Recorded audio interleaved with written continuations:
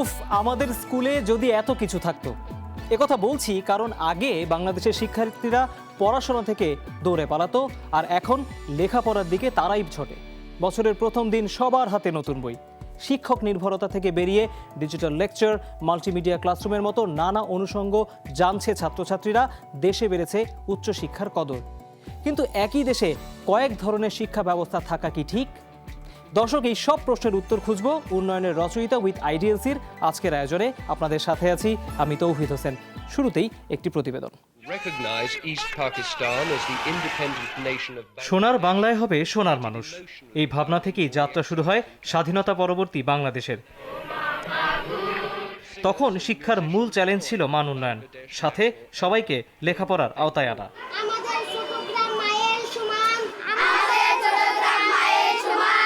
পরের কয়েক দশকে বাংলাদেশের শিক্ষায় অর্জনের পাল্লাই ভারী।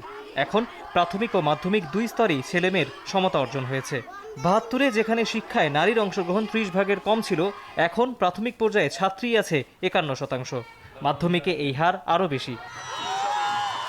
বছরের প্রথম দিনই পাঠ্যপুস্তক পাচ্ছে শিক্ষার্থীরা, যদিও এর মাঝেই শিক্ষায় বাংলা মিডিয়াম, ইংলিশ মিডিয়াম আর মাদ্রাসার বিভাজন টেনেছে বাংলাদেশ। সর্বস্তরে বিত্তহীন থেকে শুরু করে বিত্তশালী সবার কাছে শিক্ষার চাহিদা তৈরি হয়ে গেছে। এটি একটি বিশাল অর্জন। অংশগ্রহণ বেড়েছে পেশাগত শিক্ষায়, চিকিৎসা বিজ্ঞান তো বটেই, উচ্চশিক্ষার অন্যান্য স্তরেও বাংলাদেশিদের দাপট বাড়ছে। দেশের গণ্ডি পেরিয়ে বিশ্বের নামি দামি বিশ্ববিদ্যালয়ে নাম উঠছে বাঙালির। কিন্তু মুদ্রার উল্টো পিঠে খরচের ভয়ে উচ্চশিক্ষার ধারে কাছে যেতে পারে না নিম্নবিত্তরা। দক্ষিণ এশিয়ায় অন্যান্য দেশের তুলনায় বাড়েনি শিক্ষা খাতের বাজেট বরাদ্দ। উচ্চশিক্ষার আগে যাওয়ার আগে একজন শিক্ষার্থীকে 4টি পাবলিক পরীক্ষা দিতে হয়। পৃথিবীর কোনো দেশে এত বেশি পরীক্ষা নির্ভরতা নেই। পরীক্ষা নির্ভর সনদ সর্বস্ব শিক্ষা ব্যবস্থার কাছে যখন আমরা জিম্মি হয়ে গেছি, তখন আমাদের শিক্ষার্থীরা কিন্তু ধারাবাহিক মূল্যায়ন এর সুযোগ পাচ্ছে না। বৈশিষ্ট্য বহন করে তারাই চলে। করোনাকালে ডিজিটাল এডুকেশনে বিপ্লব দেখেছে বাংলাদেশ। স্মার্ট ডিভাইসের ব্যবহার নিয়ে বিতর্ক থাকলেও এর সুবাদে চলমান ছিল সিলেবাসের গতি। কিন্তু শিক্ষকদের মান নিয়ে প্রশ্ন আছে। বেতন ও পদমর্যাদার জন্য অনেক সময় তাদের নামতে হয়েছে মাঠেও। তিনি যখন অন্য কোথাও কোনো নিয়োগ প্রাপ্ত হন না, তখন তিনি শিক্ষকতা পেশাকে বেছে নেন। সৃজনশীল পদ্ধতিতে লেখাপড়া করাতে গিয়ে শিক্ষকদের অনেক প্রশিক্ষণ দেয়া হয়েছে, কিন্তু তারা সেই প্রশিক্ষণটি শ্রেণীকক্ষে সেইভাবে ব্যবহারও করতে পারেন না অনেক সময়। স্বাধীনতার 50 বছরে প্রত্যয়, শিক্ষা খাতের চ্যালেঞ্জ সামাল দিতে হবে, আর তা না হলে অধরা থেকে যাবে উন্নয়নশীল বাংলাদেশে জ্ঞানভিত্তিক সমাজ গঠনের লক্ষ্য।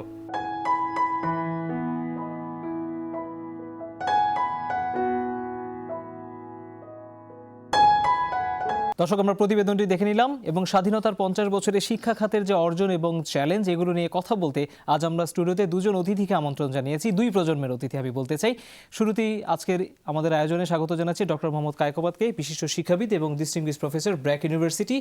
একই সাথে আমাদের সাথে আছেন, তরুণদের প্রতিনিধিত্ব করছেন আয়মান সাদিক, তিনি 10 মিনিট স্কুলের প্রতিষ্ঠাতা। আপনাদের দুজনকেই স্বাগত জানাচ্ছি আমাদের আয়োজনে। আমরা প্রতিবেদনে যেমনটি দেখলাম, স্যার আপনাকে দিয়ে শুরু করি। সেটা হচ্ছে যে আমরা শিক্ষার গ্রহণযোগ্যতাটা হয়তো সবার ক্ষেত্রে তৈরি করতে পেরেছি, এবং সবথেকে রিলিভেন্ট ইনফরমেশন হলো যে প্রাথমিক পর্যায়ে ছেলে মেয়ে সবার এক ধরনের সমতা অর্জন হয়েছে শিক্ষাতে এনরোলমেন্টের ক্ষেত্রে। কিন্তু স্যার, ওভারঅল যদি আমি বলি, শিক্ষার মান নিয়ে আসলে আপনি দিন শেষে কতটা সন্তুষ্ট, সেটি যে কোনো পর্যায়েই হতে পারে। ঐতিহাসিকভাবে স্যার আপনার মূল্যায়নটা জানতে চাই। প্রথমত, স্বাধীনতার সুবর্ণ জয়ন্তীতে সবাইকে শুভেচ্ছা এবং অভিনন্দন। একটি সুসজ্জিত সেনাবাহিনীর বিরুদ্ধে সশস্ত্র মুক্তিযুদ্ধ করে দেশটি স্বাধীন হয়েছে। সাধারণ মানুষের প্রত্যাশা স্বভাবতই অনেক অনেক বেশি ছিল। আমরা যদি শিক্ষা খাত দেখি, আমাদের সাক্ষর মানুষের সংখ্যা বেড়েছে। শতভাগ ছেলেমেয়ের স্কুলে যাওয়ার সুযোগ সুবিধা তৈরি হয়েছে। মেয়েরা ছেলেদের পাশাপাশি একই পর্যায়ে শিক্ষায় অংশগ্রহণ করছে। মেয়েদেরকে এবং ছেলেদেরকে অথবা তাদের অভিভাবকদের উৎসাহিত করার জন্য উপবৃত্তি চালু হয়েছে, সেটা যথেষ্ট সফলও। আমরা এর মধ্যে নানা রকম পরীক্ষণ করেছি। পরীক্ষণগুলোর ফলাফল আমি খুব নিশ্চিত না। আমি বিশ্ববিদ্যালয় পর্যায়ে পড়িয়েছি, যারা স্কুল কলেজ থেকে পাশ করে আসে, আমি বলতে পারবো না 30 বছর আগে যাদের পড়িয়েছি তাদের তুলনায় এখন যাদের পড়াচ্ছি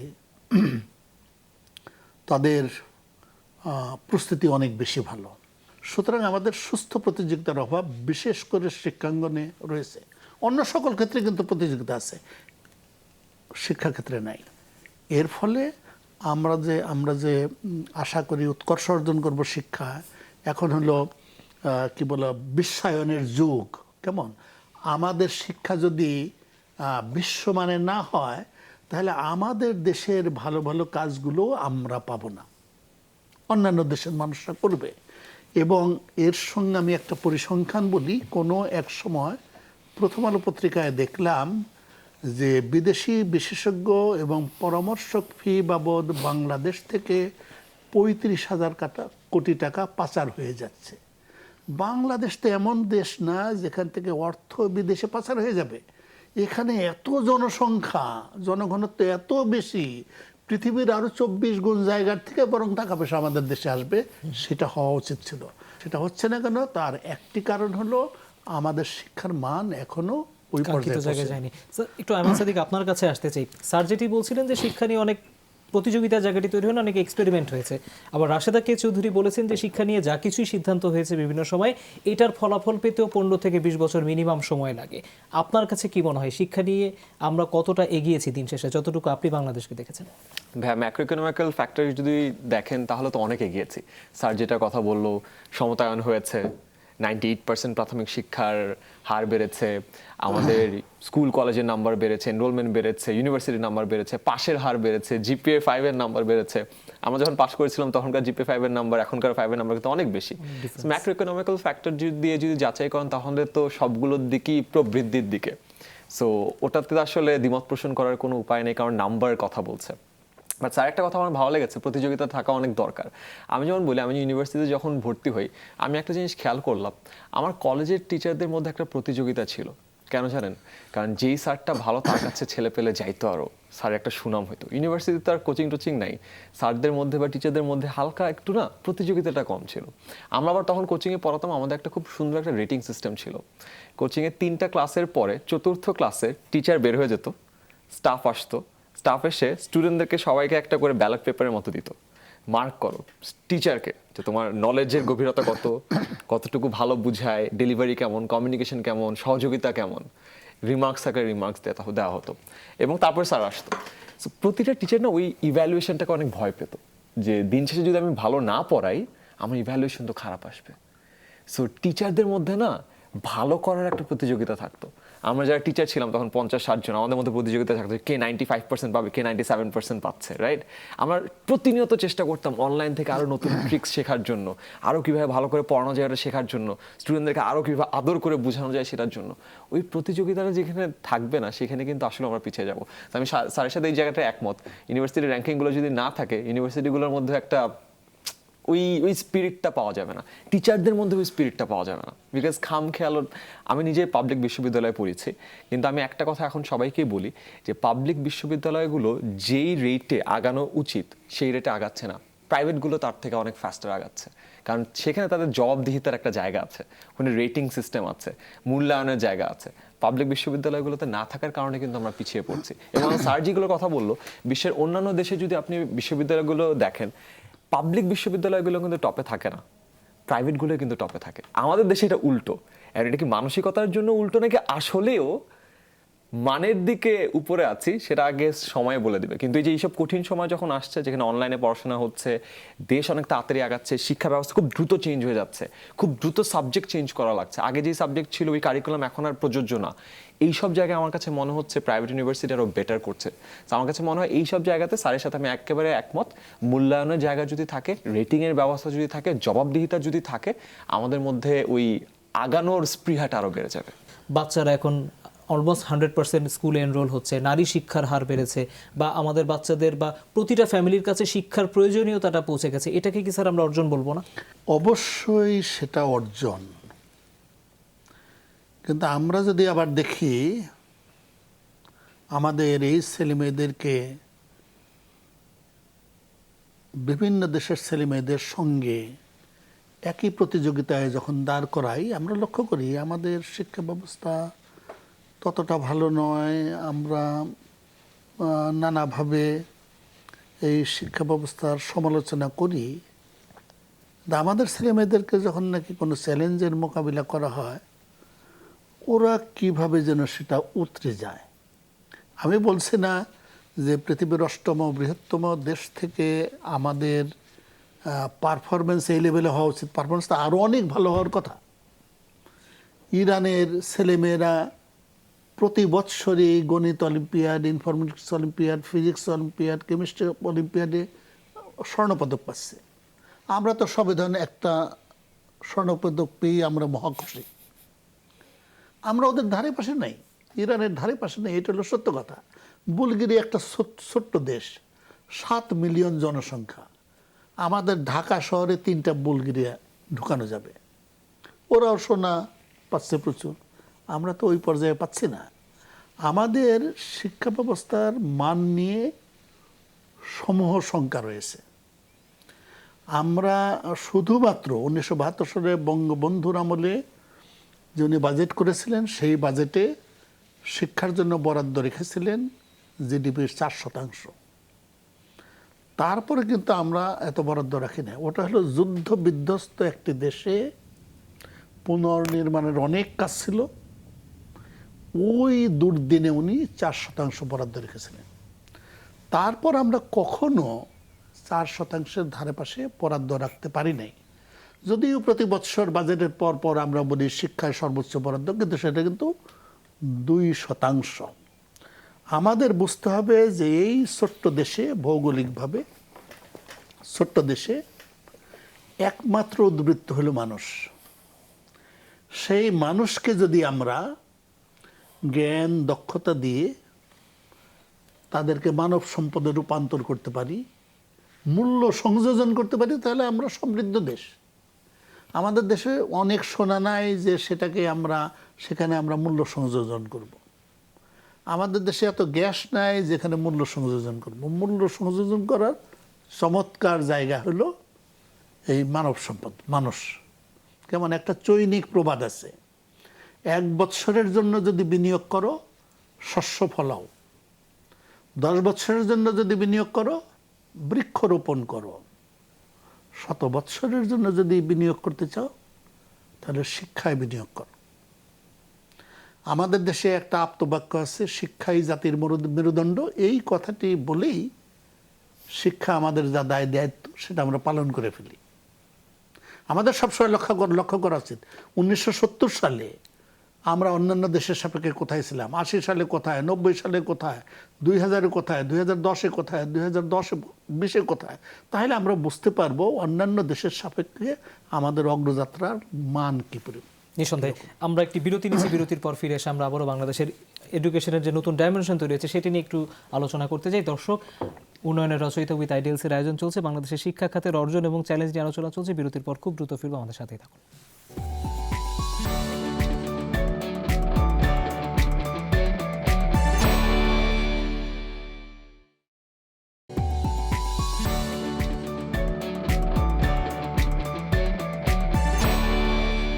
দর্শক আরও একবার স্বাগত। আপনারা দেখছেন উন্নয়নের রচয়িতা উইথ আইডিএলসি। আমাদের সাথে অতিথিরা আছেন, তারা শিক্ষা খাতের অর্জন এবং চ্যালেঞ্জ নিয়ে কথা বলছেন। কিন্তু আমাদের কাছে দেশের বিভিন্ন প্রান্ত থেকে শিক্ষার্থী এবং শিক্ষকরা তাদের মতামত পাঠিয়েছেন। আমরা আগে সেটি দেখে নিব, তারপর আবার আলোচনায় ফিরব। ডিজিটালাইজেশনের ফলে শিক্ষার্থীরা শিখতে পারছে, খুব সহজেই রিসোর্স গুলো, পড়াশোনার বিভিন্ন ম্যাটেরিয়ালস গুলো পেয়ে যাচ্ছে এবং তাদের পড়াশোনার স্টাইলটি বা পড়াশোনার ধরন যেটি সেই জায়গাগুলো সহজ হয়ে যাচ্ছে। তোমাকে ফার্স্ট হতে হবে, তোমাকে ফার্স্ট না হলে তোমার হবে না, তোমাকে একদম পড়ালেখা করতে হবে, তোমাকে সায়েন্সে পড়তে হবে বা তোমাকে ইঞ্জিনিয়ার হতে হবে বড় হয়ে, সবসময় এরকম গোল সেট করে দেয়। বর্তমান সরকার শিক্ষকদের কিন্তু অনেক কিছুই প্রদান করেছেন, অনেক কিছুই দিয়েছেন। সেক্ষেত্রে তথ্য প্রযুক্তির দিকে শিক্ষকদের এগিয়ে নিয়ে গেছেন অনেক দূর পর্যন্ত এবং বিভিন্ন ধরনের প্রশিক্ষণের ব্যবস্থা করেছেন এবং শিক্ষকদের বিভিন্ন সুযোগ সুবিধাও কিন্তু বৃদ্ধি করেছেন। সরকারি কলেজের শিক্ষকরা যদিও তাদের সকল সুযোগ সুবিধা পাচ্ছেন, কিন্তু বেসরকারি কলেজে যারা রয়েছে তারা যত ভালোই শিক্ষক হোক না কেন, তাদের মধ্যে একটা বিশাল বৈষম্য দেখা দেয়।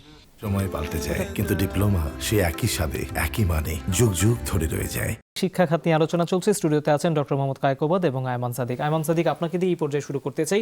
করোনাকালে আমরা একটা ডিজিটাল এডুকেশনের রেভলিউশন দেখলাম। আমার কাছে মনে হয় যে যারা এফোর্ড করতে পেরেছে বা যারা আয়ত্তে আনতে পেরেছে, অনলাইন ক্লাস করে তাদের সিলেবাসের গতি এক মুহূর্তের জন্য কমেনি। টিচাররাও সেটাকে কাজে লাগিয়ে এক ধরনের অভ্যস্ততার জায়গা তৈরি করেছেন। আপনি ঠিক এই ফিল্ডটা নিয়ে কাজ করছেন দীর্ঘদিন ধরে, ডিজিটাল এডুকেশন নিয়ে। বাংলাদেশ কি ডিজিটাল এডুকেশনের জন্য প্রস্তুত হচ্ছে, কি মনে হয়? অনেকটুকু হচ্ছে। আমরা তো কাজ করা শুরু করছি 2014 সাল থেকে। আমরা হাঁটি হাঁটি পা পা করে এখন প্যান্ডেমিকের আগের অবস্থা যদি বলি, আমরা প্রতিদিন প্রায় 5 থেকে 7 লক্ষ স্টুডেন্ট পড়াতাম। এখন দেখা যাচ্ছে সেই নাম্বারটা বেড়ে 20 থেকে 25 লক্ষ স্টুডেন্টে গেছে। বা তাও স্টুডেন্টের সংখ্যা যদি বলি 4.5 কোটি, 20 থেকে 25 লক্ষ কিন্তু এখনও খুবই কম একটা অংশ। এটার কিছু এগেন বড় কিছু কারণ আছে। একটা হলো ইন্টারনেট থাকা, 2 নম্বর হলো স্মার্টফোন থাকা, 3 নম্বর হলো ইন্টারনেটের ক্রয় ক্ষমতাটা। সো কয়েকটা ম্যাক্রোইকোনমিক্যাল ফ্যাক্টর আছে, যেটার উপর আবার আমাদের হাত নাই। কিন্তু ভালো দিক হলো, খুবই মজার ব্যাপার, আপনি খেয়াল করেছেন কিনা, প্রচুর স্কুল কলেজ, শুধুমাত্র ঢাকা না, ঢাকার বাইরের টিচাররাও যে যেভাবে পেরেছে তাদের হাতের মোবাইলটা দিয়ে ক্লাসগুলো নেওয়া শুরু করেছে। এবং বাংলাদেশে এই জিনিসটার খুব অভাব ছিল, ভালো শিক্ষক কম ছিল। ভালো শিক্ষকের সান্নিধ্য পাওয়াটা একটা খুবই রেয়ার জিনিস ছিল। আমি যে স্কুল কলেজগুলো পড়েছি সেগুলো তাও মানের দিক থেকে ভালো থাকলেও দেখা যায় 2-1টা স্যারের কথা খুব ভালো মনে আছে, সবার পড়াটা অতটা ভালো লাগতো না। কিন্তু দেখবেন যে বিভিন্ন জায়গায়, বিভিন্ন গ্রামেও দেখবেন খুব ভালো গণিতের শিক্ষক আছে। তারা যখন এই ভিডিওগুলো করে অনলাইনে আপলোড করছে, তাদের ক্লাসগুলো কিন্তু শত শত হাজার জানা লাখ লাখ মানুষ দেখছে এবং এটার ফলে কিন্তু একটা খুব ইন্টারেস্টিং রেভলিউশন তৈরি হচ্ছে। সো এগেন আমরা প্রতিযোগিতার কথা বলছিলাম, এটার মধ্যে একটা সুস্থ প্রতিযোগিতা তৈরি হচ্ছে। আরে ওই স্যারের ভিডিও এতজন মানুষ দেখছে, আমারটা কেন দেখছে না? তার মানে ওই স্যারটা তো অনেক ভালো পড়াচ্ছে। আগে একটা ছিল, টিচাররাও কিন্তু একটা গণ্ডির মধ্যে থাকে, সবাই একটা গণ্ডির মধ্যে থাকে। টিচাররাও কিন্তু তাদের স্কুলের গণ্ডিতে থাকে। টিচাররা যখন আরেক জায়গার এক টিচার এত ভালো ক্লাস দেখছে, সে অবাক হয়ে যাচ্ছে। আরেক জায়গার এক ম্যাডামের এত সুন্দর একটা প্রেজেন্টেশন দেখছে, সে অবাক হয়ে যাচ্ছে। সেও কিন্তু তার গণ্ডির প্রতিযোগিতাটাকে একটু বড় স্কেলে দেখছে। সেটা একটা খুব ভালো দিক হচ্ছে। আগে যেটা হতো, মানুষ অনলাইন এডুকেশন বা ই লার্নিং বা অনলাইন লার্নিংকে যেটাকে বলেন, এটাকে খুব একটা এফেক্টিভ ভাবে দেখতো না। যা চাই তো মোবাইলে কি আর হয় এখানে। বাট প্যান্ডেমিকের কারণে সবাই যখন বাধ্য হয়ে এখানে এসেছে এবং তারপর যখন ফল পেয়েছে, এখন এই বিশ্বাসটা আসা শুরু করেছে। আমার যে কোনো টেকনোলজিক্যাল সার্ভিসের ক্ষেত্রে এটা প্রযোজ্য। আপনি যখন রাইড শেয়ারিং শুরুতে আসলে কেউ বিশ্বাস করেন, এটা আসলেও সম্ভব। 2-1বার চড়ার পরে আমার বিশ্বাস হয়েছে, তারপর আমার বাবাকে বলেছি, বাবাও 2-4বার চড়ার পর তার বিশ্বাস হয়েছে। তো আগে যেটা হচ্ছে স্টুডেন্টরা জানতো, এখন প্যারেন্টসদের মধ্যে ওই বিশ্বাসটা বা আস্থার জায়গাটা তৈরি হয়েছে যে না, অনলাইনেও পড়াশোনাটা সম্ভব। আর এটার ফলে সব থেকে বেশি যে ভালো কাজটা সেটা হচ্ছে ভালো টিচাররা সবার কাছে পৌঁছে গেছে। এখন সম্ভব যে বাংলাদেশের বেস্ট পদার্থবিজ্ঞান যে টিচারটা আছে তাকে দিয়ে সারা বাংলাদেশকে পড়ানো সম্ভব, যে বেস্ট ইংলিশ টিচারটা আছে তাকে দিয়ে সারা বাংলাদেশ পড়ানো পসিবল। সো কোয়ালিটি এডুকেশন বা কোয়ালিটি যে রিসোর্স আছে, এটা সবার কাছে পৌঁছে দেওয়াটা অনেক সুবিধা হয়েছে। আপনাকে আজকে আমি সামনে পেয়েছি, এই প্রশ্নটা আপনি করতে চাই। আপনি নিশ্চয়ই কোনো একটা ভাবনা থেকে 10 মিনিট স্কুল চালু করেছিলেন, সেই ভাবনাটা কি ছিল? খুবই সহজ। আমি কোচিংয়ে পড়াতাম, বলছিলাম। সো কোচিংয়ে খুব পপুলার টিচারদের মধ্যে একজন ছিলাম। আশেপাশে ব্যাচ থেকে স্টুডেন্টরা আসতো, আমাকে একটা বড় রুম দিত পড়ানোর জন্য। 3টা ক্লাস ফ্রিতে পড়তে পারতো, 4র্থ ক্লাসে ফুল পেমেন্ট দিতে হতো। সো স্টুডেন্টদের সাথে যেহেতু একটু ফ্রেন্ডলি ছিলাম, পেমেন্ট যখন দিতে আসতো অনেকেই পেমেন্ট দিতে পারতো না। তখন স্টুডেন্টরা ক্লাসে শেষে আমার কাছে আসতো, জায়মান ভাইয়া মাত্র 7,000 টাকা দিয়ে বাবা ঢাকায় পাঠিয়েছে, কোচিংয়ের ফি 13,000 টাকা। আমি সেই 11 সালের কথা বলছি, কি করব? স্টুডেন্টদের প্রতি কিন্তু একটা মায়া হয়ে যায়। সো তখন চাইতাম হেল্প করতে পারতাম, আমি চাইলে তো ওদেরকে 50% ডিসকাউন্টে ভর্তি করতে পারছি না। তো তখন মনে হলো যে শুধুমাত্র এরা না, এর মধ্যে প্রচুর লোকজন আছে যাদেরকে হয়তো বাবা মা ঢাকায় পাঠাতেও পারেনি, এবং তখন চিন্তা করে দেখলাম বাংলাদেশের দুইটা মূল বাধা আছে। একটা হলো অর্থনৈতিক বাধা, যেটার কারণে আমরা প্রপার এডুকেশন অ্যাক্সেস করতে পারছি না। একটা হলো ভৌগোলিক বাধা, আপনি যাই কিছু করতে চান ঢাকায় আসতে হবে, একটা কোচিং করতে চান ঢাকায় আসতে হবে, বিদেশ যেতে চান ঢাকায় আসতে হবে। তো তখন মনে হলো আমি যে ক্লাসে পড়াচ্ছি এটা যদি মোবাইলে রেকর্ড করে আপলোড করে দিই ইউটিউবে, তাহলে কারো তো ঢাকায় আসা লাগছে না, কারো টাকাও দেওয়া লাগছে না। তো সেই ছিল ভাবনা 2012 সালের। তো তখন চিন্তা ছিল, তখন খান একাডেমি দেখতাম, হার্ভার্ডের কোর্সগুলো ফলো করতাম, MIT কোর্সগুলো ফলো করতাম। সো তখন থেকে আগ্রহ ছিল আচ্ছা এরকম তো আমরাও করতে পারি। তো তখন ছোট্ট ভাবনা যে ফ্রিতে ভিডিওগুলো আপলোড করব, ওই তো তখন থেকে আস্তে আস্তে আজকে 10 মিনিট স্কুল। স্যার, আয়মান সাদিকদের যে অভিজ্ঞতা, তার মানে কি বাংলাদেশে মানসম্মত শিক্ষা ব্যয়বহুল এবং অঞ্চলভিত্তিক হয়ে গিয়েছে? দুর্ভাগ্যজনকভাবে সবাইকে একই ফুটিংয়ে আনা যাবে না। আমরা শুধু আন্তরিকভাবে চেষ্টা করতে পারি। যখনই একটা নতুন প্রযুক্তি দেশে আসে, সাথে সাথে কিন্তু বৈষম্যের তৈরি হয়। যেমন টিভি টেকনোলজি আসলো, বৈষম্য হলো না? যাদের টিভি আছে তারা ওটা দেখতে পারছে, যাদের নেই তারা দেখতে পারছে না। আমরা যেমন গণিত অলিম্পিয়াড যখন করি, রাজশাহীতে যখন করি, প্রত্যন্ত গ্রামাঞ্চলের একটা ছেলে বৈষম্যের শিকার হয়, সে এত দূর আসতে পারে না। এগুলো কিন্তু থাকবেই, এটা আমাদের মনে রাখতে হবে। এই বৈষম্য কীভাবে আমরা দূর করতে পারি। আমরা যদি বলতাম যে প্রত্যেকটা ছেলে মেয়ে যদি অনলাইনে পড়ালেখা পাঠদানের সুযোগ গ্রহণ করতে না পারে, তাহলে আমরা এটা করব না। তাহলে কি হতো? কোনো ছেলে মেয়েই পড়ালেখা শিখতে পারতো না।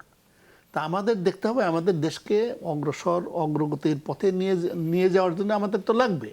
যতজন পারলো তারা অংশগ্রহণ করলো, যতজন পারলো না তাদের বিকল্প পদ্ধতি তাদের জন্য আমাদের খুঁজতে হবে। যদিও আমরা জানি কখনো সবাইকে সমতালে আনতে পারবো না, কখনো সম্ভব না। এটা আমাদের চেষ্টা থাকবে, নিরন্তর চেষ্টা থাকবে। যাদের সুযোগ সুবিধা কম থাকবে তারা দৃঢ় প্রতিজ্ঞ হবে। নজরুল কি খুব ভালো সুযোগ সুবিধা পেয়েছিল? কবি কাজী নজরুল ইসলাম, তার ছোটবেলাটা দেখি আমরা কীরকম ছোটবেলা নিয়ে সে বড় হয়েছে। সুতরাং এটা হলো তাত্ত্বিক কথা, সবাইকে সমান সুযোগ সুবিধা দেব, কখনো এটা পারবো না।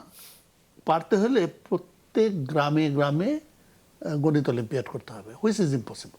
আমরা আসলে সেটা করতে পারবো না। আয়মান সাদিক, আপনার কাছে কি মনে হয় যে ধরেন আমরা তো এখন বছরের প্রথম দিনই পাঠ্যপুস্তক দিয়ে দিচ্ছি, এখন আপনারা ডিজিটাল এডুকেশন নিয়ে কাজ করছেন, এটার এক ধরনের ভ্যারিয়েশন এসেছে পড়াশোনা সিলেবাসে বা কারিকুলামে, যেটাই বলি না কেন, ছেলেমেয়েরাও এখন এক ধরনের ইন্টারঅ্যাক্টিভ প্রসেসে পড়াশোনাটা শিখছে। এই ক্ষেত্রে আসলে ইনভেস্ট করার জন্য গভর্নমেন্টের নীতি সহায়তা বদলানো উচিত কিনা? আমি একটু স্পেসিফিক্যালি বলি, সবাইকে বইয়ের বদলে এখন স্মার্ট ডিভাইস দেওয়া জরুরি কিনা প্রত্যন্ত অঞ্চল পর্যন্ত? এখনো না। তার কারণ হলো স্মার্ট ডিভাইস যদি দেন, স্মার্ট ডিভাইসের সাথে অনেক কিছু আছে। স্মার্ট ডিভাইস চার্জ করার ইলেকট্রিসিটি কে দিবে? সব জায়গাতে হয়তো ওই সুযোগ সুবিধাটা নাই। স্মার্ট বই একটা দিচ্ছেন, বই একটা কিছু হলে একটা ফটোকপি করতে পারে, একটা ডিভাইস যদি নষ্ট হয় তখন কি করবে? সো শুধুমাত্র কিন্তু ডিভাইস না, ডিভাইসের সাথে অনেক কিছু জড়িত। কিন্তু ডিভাইস চার্জ দেয়া, ডিভাইসের কন্টেন্ট আপ করা, ডিভাইসের সাথে ইন্টারনেটকে কানেক্ট করা। কারণ ডিভাইসের সাথে যদি ইন্টারনেটকে কানেক্ট না করেন, ডিভাইস কিন্তু জাস্ট আ ব্রিক, কিছুই নাই কিন্তু ওখানে। কিছু একটা কম্পিউটার অন করলেন আপনি, ওই যেটা হয় মাইক্রোসফট পেইন্টে আঁকাকি করা ছাড়া কিছু নাই যদি না ইন্টারনেটের সাথে কানেক্টেড থাকে। তো আমার মনে হয় এখনও ওই সময়টা আসে নাই, বাংলাদেশ এখনও রেডি না। আপনি যদি বাইরের দেশটা দেখেন, ইন্ডিয়াতেও এটা করা হয়েছে। ইন্ডিয়াতে খুব বড় যে একটা এরকম এডটেক প্ল্যাটফর্ম আছে, এডুকেশন টেকনোলজি কোম্পানি, তারাও করছে। বাট সেটাও কিন্তু তাদের ওভারঅল যে ইউজার বেস আছে তার খুবই ছোট্ট একটা শতাংশ। সো আমার মনে হয় এখনও সেই সময়টা আসে নাই, কিন্তু আস্তে আস্তে টেকনোলজিক্যাল অ্যাডভান্সমেন্টের কারণে অনেক মজার কিছু হচ্ছে। এই জিনিসটা নিয়ে আমি অনেক ইন্টারেস্টেড। যেমন আগে যেমন পরীক্ষা পদ্ধতি ছিল, এখন অনলাইনে কিন্তু অনেক ধরনের মজার পরীক্ষা পদ্ধতি তৈরি করা যায়। কেমিস্ট্রির রিয়াকশনগুলো সবগুলো দিয়ে রাখছেন, একটার সাথে একটা মিলাচ্ছেন, আপনি দেখছেন যে কী হচ্ছে। আগে যেটা ল্যাবরেটরিতে যে ট্রাই করা লাগতো, বাট আমি আমার 2 বছর ল্যাবরেটরিতে কখনো টিচারের সহায়তা ছাড়া এমনি কোনো কিছু মিশে দেখতে পারিনি, কিন্তু এখন কিন্তু এটা দেখা যাচ্ছে। পদার্থবিজ্ঞান প্রাসের গতিপথ আপনি সেট করে দিচ্ছেন যে এটা আপনি দেখছেন প্রাস কীভাবে যাচ্ছে, প্রজেক্টাইল যাচ্ছে, ডিরেক্টলি চেক করতে পারছেন। বায়োলজির আকার জিনিসপত্রগুলো একে একে দেখতে পারছেন। সো অনেক নতুন টেকনোলজির কারণে পড়াশোনাটা আরও মজার হচ্ছে। আমি এই জিনিসটা নিয়ে আরও অনেক আশাবাদী যে সামনের দিনগুলোতে মানুষজন, যেমন আপনি যেটা বলেছিলেন, মানুষজন পরীক্ষা দেয়, পড়াশোনা করে কিন্তু পরীক্ষা দেওয়ার জন্য, শেখার জন্য না, পরীক্ষা কেন্দ্রিক পড়াশোনা হয়। এখন পরীক্ষা কেন্দ্রিক পড়াশোনা হওয়ার যেটার ফলাফলটা খুব শুরুতেই বাচ্চাদের মধ্যে থেকে কিউরিওসিটিটা চলে যায়, আগ্রহ বা শেখার একটা থাকে না, কৌতূহলটা, ওটা থাকে না। আমার কাছে মনে হচ্ছে যে টেকনোলজির আবির্ভাবের কারণে বা এখানে আসার কারণে অনেক নতুনত্ব আসবে, মজা আসবে, আমার মনে হয় কিউরিওসিটিটা আসবে। আর কিউরিওসিটিটা চলে আসলে এখন যেটা হয়েছে, অ্যাক্সেস টু ইনফরমেশন অনেক সহজ।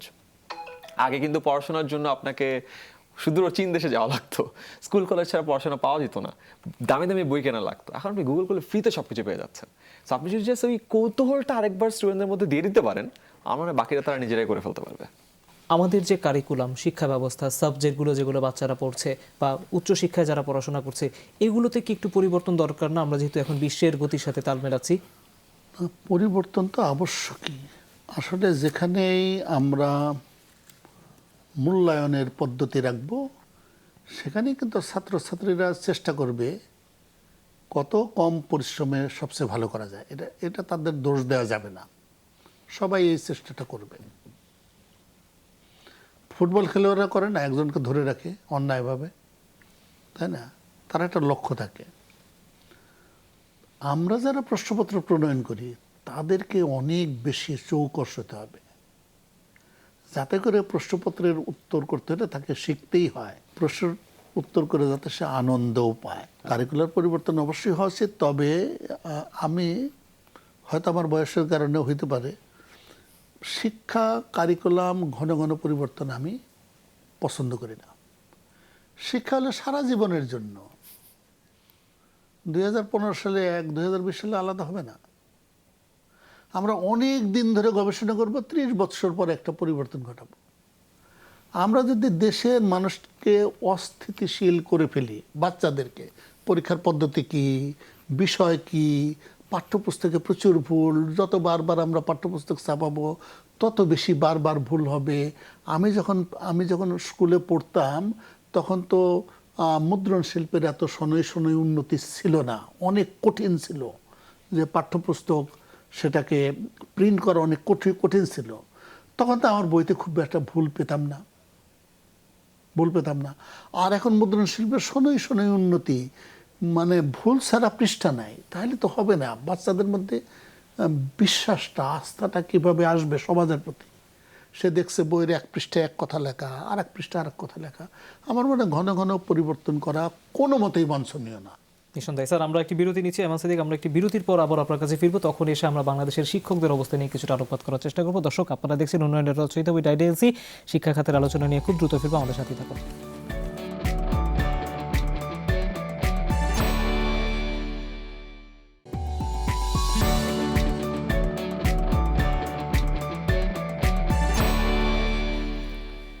দর্শক, আরও একবার স্বাগত। আপনারা দেখছেন উন্নয়নের রচয়িতা উইথ আইডিএলসি। আমাদের সাথে স্টুডিওতে আছেন ডক্টর মোহাম্মদ কায়কোবাদ এবং আয়মান সাদিক। আয়মান সাদিক, এ পর্যায়ে আপনার কাছে আসতে চাই। আপনি একটি জিনিস রিয়েলাইজ করে কার্যক্রম শুরু করেছিলেন যে ভালো শিক্ষককে সবার কাছে পৌঁছে দেওয়ার যে আন্দোলন, সেখান থেকে আপনার 10 মিনিট স্কুলের যাত্রা শুরু।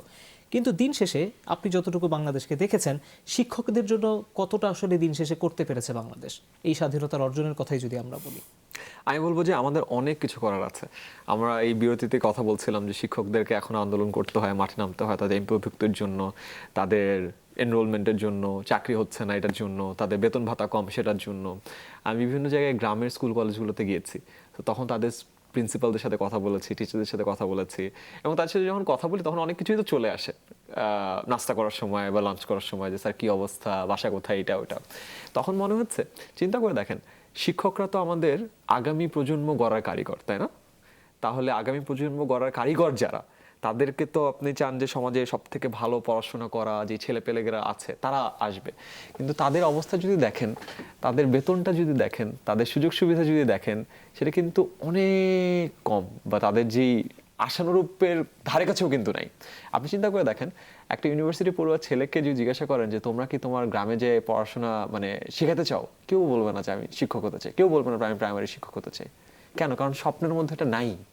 আমরা যদি বলি আপনাদের প্রাইমারি স্কুলের টিচারের কথা চিন্তা করেন, দেখবেন আপনার মাথায় আসবে যে খুবই উস্কো খুস্কো পাঞ্জাবি পরা একটা লোক, বৃদ্ধ, হাঁটছে, যখন তার বয়স হয়ে যাবে তখন হয়তো বা অর্থের জন্য সাহায্য চাবে, এরকম একটা অবস্থা। কেউ কি হতে চায়? হতে চায় না। কেউ যদি শিক্ষক হতে নাই চায়, শিক্ষকতার পেশাটা যদি আপনাকে আকৃষ্ট নাই করে, ভালো মানুষ তো যাবে না। ভালো মানুষ যদি না যায়, তাহলে আপনি কিভাবে ভালো একটা পড়াশোনার মান আপনি এনশিওর করবেন? পসিবল না। আমার কাছে মনে হয় যে শিক্ষকদের খালি দোষ দিয়ে লাভ নেই, তাদের যে জিনিসগুলো দরকার আছে সেটাও আমাদেরকে ব্যবস্থা করতে হবে। পৃথিবীর ভালো ভালো দেশে কিন্তু শিক্ষকতা করা একটা বিশাল সম্মানের বিষয়। তারা কিন্তু বড় বড় পিএইচডি ডিগ্রি নিয়ে প্রাইমারি স্কুলের টিচার হয় এবং গর্ব করে বলে যে আমি ডক্টর অমুক, আমি এই প্রাইমারি স্কুলের টিচার। কেন? তাদের গর্বটা আসে কোত্থেকে? যে আমি প্রাইমারি স্কুলের বাচ্চাদেরকে পড়াই, এই বাচ্চারাই ভবিষ্যতে প্রেসিডেন্ট হবে, প্রাইম মিনিস্টার হবে, এইটা হবে, ওইটা হবে, এবং ওরা আমার কথা মনে রাখবে। এবং তাদের ওই চিন্তাটা নাই যে তাদের পরিবার কি খাবে না খাবে, কারণ বেতন ভাতা অন্য যে সুযোগ সুবিধা ট্রেনিং যা আছে সবকিছু দেওয়া আছে। আমার মনে হয় টিচারদেরকে দোষ দেওয়ার আগে আমরা যদি এই প্রেক্ষাপটগুলো ঠিক করি, তাহলে আমাদের টিচারদের মান উন্নয়ন করা সম্ভব। কারণ এক পেশে আমরা অলওয়েজ টিচারদেরকে দোষ দিই, দোষটা যে আসলে শুধুমাত্র তাদের তাকে তো নয়। স্যার আসলে কি কেউ শিক্ষক হতে চায় না এখন? আমি আইমান সাদিকের সঙ্গে একমত, শুধুমাত্র সম্ভবত বিশ্ববিদ্যালয় একটু ভিন্ন আর কি। বিশ্ববিদ্যালয় পর্যায়ে হয়তো সবচেয়ে ভালো মেধাবী ছাত্ররাই শিক্ষক হয়ে থাকে। এর মধ্যেও কিছু ব্যতিক্রম আছে, কেউ কেউ আবার বিসিএস হয়, কেমন। কিন্তু অন্যান্য পর্যায়ে আমি বলবো যে এটাই সত্য কথা। এবং আমাদের এর আগে যে প্রাক্তন শিক্ষামন্ত্রী, উনি বিভিন্ন সময় বলেছিলেন যে শিক্ষকদের জন্য আলাদা বেতন কাঠামো দেবেন। একই সরকার দীর্ঘদিন দেশ শাসনে আছে, কিন্তু শিক্ষকদের জন্য আলাদা বেতন কাঠামো হয়নি। শিক্ষকতা তো যে কোনো চাকরির মতো একটা কিছু নয়। একজন শিক্ষক যখন ছাত্রদের সামনে দাঁড়ায়, তখন সে তার ছাত্রদের রোল মডেল। তাকে তার জীবনটা একটু অন্যভাবে চালাতে হয়, যাতে ছাত্ররা তাকে দেখে স্বপ্ন দেখতে পারে, উদ্বুদ্ধ হয়। তাহলে ওই মাপের একজন মানুষকে তো দাঁড় করাতে হবে। আমার বিভাগে একজন শিক্ষক ছিলেন, তার নাম হলো মোহাম্মদ মঞ্জুর মুর্শেদ। সে জীবনেও কোনো পাবলিক পরীক্ষায় দ্বিতীয় হয়নি। ও যখন শিক্ষক হলো, সব ছাত্রই ওই মঞ্জুর মুর্শেদ স্যারকে খুঁজতেন, তার কাছে গেলে তারা উৎসাহ পেতেন। একজন শিক্ষক যে জীবনেও দ্বিতীয় হয় নাই, এটা তাদেরকে উদ্বুদ্ধ করতো যে আমি এই রকম মাপের একজন মানুষ হব, কেমন। সুতরাং ওই মাপের একজন মানুষকে তো শিক্ষক হিসেবে দিতে হবে। আমরা যদি সেখানে সুযোগ সুবিধা ওই পরিমাণ না দেই, তাহলে তো সবাই উৎসাহিত হবে না। আপনি যারা ভাবুন, এই ক্রিকেট খেলায় এত এত জনপ্রিয় একটা খেলা, সেই খেলাতে যদি ম্যান অফ দি ম্যাচের পুরস্কারটা পুরো 100 টাকা ঘোষণা করে দেন, তাহলে কতজন ক্রিকেট খেলবে? দেশের জন্য, দেশের সুনামের জন্য কতজন খেলবে দেখেন। সুতরাং মানি স্পিক্স, তাই না? মানুষকে যেভাবে উদ্বুদ্ধ করা যায় সেটা করতে হবে। আমরা যদি চাই শিক্ষা আমার দেশের জন্য গুরুত্বপূর্ণ, আমরা যদি এই অনুধাবন আমরা করতে পারি যে শিক্ষা খুবই গুরুত্বপূর্ণ, ভবিষ্যৎ বাংলাদেশ বিনির্মাণে শিক্ষা হলো সবচেয়ে গুরুত্বপূর্ণ একটি বিষয়, তাহলে সেই গুরুত্ব সহকারে শিক্ষার যারা কাণ্ডারি, যারা শেখাবে, তাদেরকে ওই ধরনের সুযোগ সুবিধা দিব যাতে মহামেধাবী ছাত্ররা শিক্ষকতা পেশায় আসে। নিঃসন্দেহে। আইমান সাদিক স্যারকে প্রশ্ন আমি করেছিলাম, আপনাকেও করতে চাই। এত ধরনের যে বাংলাদেশের শিক্ষার সিস্টেম মিডিয়াম হিসেব করলে, এটা কি দিন শেষে ভালো কিছু করলো, নাকি আমাদেরকে আরো এক ধরনের ক্রাইসিসের মধ্যে ফেলে দিল? কারণ আমরা এখনো ক্যারি করছি এটাকে। হ্যাঁ, আমার কাছে মনে হয় না যে মাধ্যমগুলো আসলে অনেক আগে থেকে আছে, তো এটা নিয়ে পরিসংখ্যানের ভিত্তিতে বলাটা খুবই কঠিন। যে আপনার হাইপোথেসিস তৈরি করে যদি মাধ্যম না থাকতো তাহলে কি হতো, এটা আসলে বলার উপায় নাই। তো আমি আসলে ওই জায়গায় মত দিতে পারবো না, কারণ আমার কাছে মনে হয়েছে যে ওই জিনিসটার দেয়ার মতো পরিসংখ্যান ভিত্তিক কোনো ডেটা আমার কাছে নাই। বা আমার কাছে এটা মনে হয় যে প্রতিটা মাধ্যমেই যে কারিকুলামগুলো আছে, এই কারিকুলামগুলোর মধ্যে একটা সমতা বজায় রাখা বা কারিকুলামগুলো তৈরির ক্ষেত্রে আরও অনেক চিন্তাভাবনা করার একটা বিশাল জায়গা রয়েছে, এটা সত্য। আর আরেকটা জিনিস যদি আপনি খেয়াল করেন, আমাদের দেশের এই এখন যদিও অনেক জিনিসপত্র চেঞ্জ হয়েছে, অনেক কিছু পড়ানো হয় যেটা হয়তো এখন খুব একটা কাজে লাগে না। আগে হয়তো কাজে লাগতো, এখন হয়তো কাজে লাগে না, বা এখনকার প্রেক্ষাপট পরিবর্তিত হয়েছে, অনেক নতুন কিছু আনতে হবে। ওই পরিবর্তনগুলো কিন্তু সবগুলো কারিকুলামে একই সাথে আসে না, একটু কয়েকটা টাইম লাগে, কতগুলো অনেক ফাস্ট আসে। এই জায়গাটাতে আমার মনে হয় বেশি কাজ করা। আপনি কি সমন্বয়ের কথা এই জন্য বলছেন কারণ যেই মিডিয়ামে যে পড়াশোনা করছে তাদের পারসেপশনগুলো স্টুডেন্টদের একদমই আলাদা, তাদের লাইফ আলাদা, এই কারণে কি সমন্বয়টার কথা আপনি বলছেন? হ্যাঁ, অবশ্যই অবশ্যই, সেটা একটা বড় কারণ। দিন শেষে আমরা সবাই কিন্তু একটা বাবলে থাকি, আমিও একটা বাবলে থাকি। আমার বাবল থেকে আমি আমার পৃথিবীটাকে দেখি, আমার বাবল থেকে আমি যে পৃথিবীটাকে দেখি, আসল পৃথিবীটা কিন্তু সেরকম না। আসল পৃথিবীটা কিন্তু আরো অনেক অন্যরকম। এখন যেটা হয়েছে যে মাধ্যমগুলোর বাবলে থেকেই যদি মানুষ সবসময় বড় হয়, সে কিন্তু আর বাংলাদেশটাকে অ্যাকচুয়াল বাংলাদেশ হিসেবে কখনো দেখতে পারবে না। সো ওই জায়গাটাতে আমার মনে হয় সমতায়ন সব থেকে বেশি দরকার। বাংলাদেশের শিক্ষা খাতের যতটাই অর্জন আমরা এত বছরে করেছি, স্বাধীনতার 50 বছর পার করছি, আমরা আগামীতে উন্নত দেশ হবার স্বপ্ন দেখছি 2041 সালের ভিতরে। শিক্ষা খাতের কোন অর্জনটাকে আপনি সবচেয়ে বেশি সিগনিফিকেন্ট মনে করেন এই 50 বছরে, এবং এটা নিয়ে সামনে আর কি করার আছে? শিক্ষাকে সারা দেশে ছড়িয়ে দেওয়া হয়েছে। এক সময় যে কোনো ছেলে মেয়ে পড়তে পারতো না, স্কুলে যেতে পারতো না, এখন প্রায় সবাই স্কুলে যাচ্ছে এবং এই সূচকে আমরা পার্শ্ববর্তী ভারত থেকেও এগিয়ে আছি। এটা অসাধারণ অর্জন। একটা বিশাল দেশ, 17 কোটি মানুষ, 4.5 কোটি ছেলে মেয়ে স্কুল কলেজ বিশ্ববিদ্যালয়ে যায়। তাদের যে এই ব্যবস্থাটি করা হয়েছে, এর জন্য নানা রকম প্রণোদনার ব্যবস্থা করা হয়েছে যাতে অভিভাবকেরা তাদের ছেলে মেয়েদেরকে স্কুলে পাঠায়, এটা অসাধারণ। তবে সমাজে শিক্ষার কিংবা শিক্ষকের মর্যাদা কমেছে আগের তুলনায়, সেই মর্যাদাটা নেই। আমি যখন আমার প্রাথমিক বিদ্যালয়ের শিক্ষকের কাছে গ্রামের সবাই পরামর্শ নিতে আসতো, স্যার ভালো পরামর্শ দিবেন। অর্থনৈতিকভাবে যে উনি দারুণ সচ্ছল ছিলেন এমন নয়, কিন্তু মানুষ জানতো শিক্ষকের থেকে ভালো পরামর্শ পাওয়া যাবে। এখন সেরকমটি নাই, শিক্ষকদের মর্যাদা কমেছে।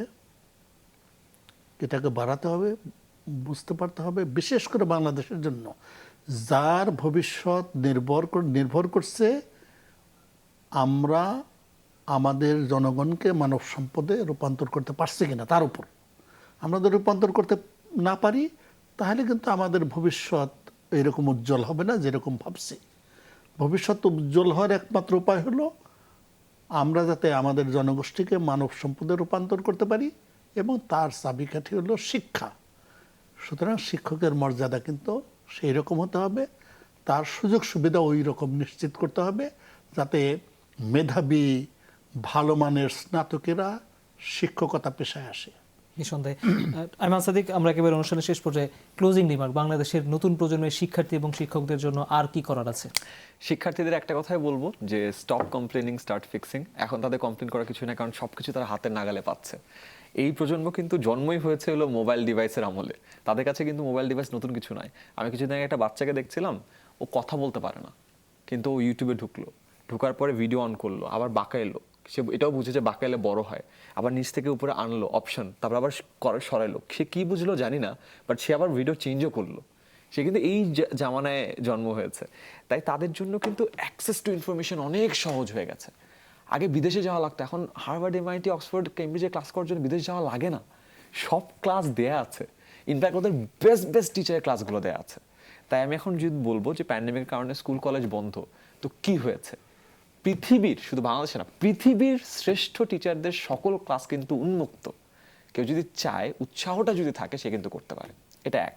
আর দ্বিতীয়ত টিচারদের জন্য বলবো খুব সহজ কথা, পৃথিবী বদলে গেছে। আমি বলবো যে তারা আগে তাদের ক্লাসরুম নিয়ে চিন্তা করতো, এখন মনে হয় তাদের সারা বাংলাদেশ নিয়ে চিন্তা করার সময় এসেছে। তারা আগে একটা স্কুলে পড়াতে পারতো, এখন তারা সারা বাংলাদেশকে একটা স্কুল বানাতে পারে। সো চাইলেই সম্ভব, হাতের মোবাইলটা দিয়ে।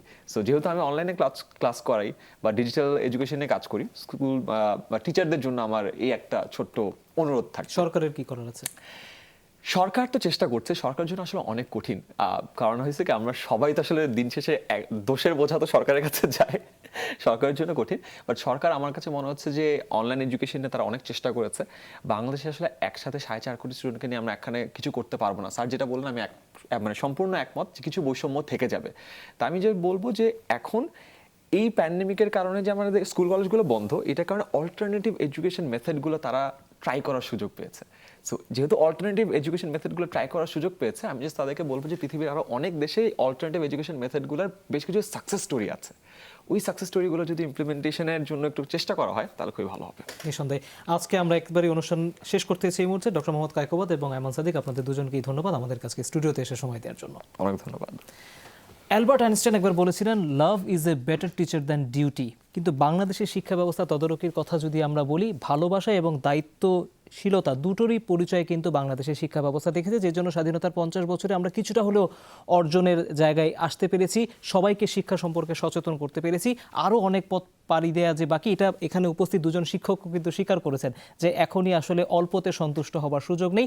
যারা এই বিষয়ে সিদ্ধান্ত নেবেন তাদের যেমন সেখানে কাজ করার কথা আছে, শিক্ষার্থীদের আসলে নিজের জায়গা থেকে নিজেকে সমৃদ্ধ করার জায়গা রয়েছে, শিক্ষকদেরও নিজেদের দক্ষতা বাড়ার সুযোগ রয়েছে। তাহলে আমরা যেই উন্নত বাংলাদেশের কথা বলছি, নতুন নতুন উন্নয়নের রচয়িতাদেরকে সামনে নিয়ে আসার কথা বলছি, সেটি হয়তো দিন শেষে তাহলেই সম্ভব হবে। এতক্ষণ ধরে যারা এই আয়োজন দেখেছেন তাদের সবাইকে অনেক ধন্যবাদ। সবাই অনেক ভালো থাকবেন।